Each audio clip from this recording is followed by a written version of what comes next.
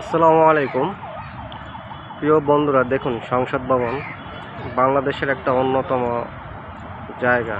এটা হচ্ছে সংসদ ভবন। তো এই জায়গাটা অনেক সুন্দর। দেখুন সংসদ ভবনের ভিউটা। তো এখানে বিকেল টাইম অনেক মানুষ থাকে। আমি দুপুরে একটা কাজে আসছি, তখন এই ভিডিওটা করলাম।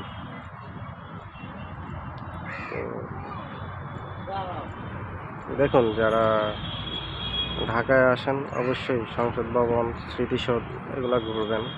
এগুলো অনেক সুন্দর জায়গা, বাংলাদেশের অনেক গুরুত্বপূর্ণ জায়গা। আশা করি সবাই দেখতেছেন।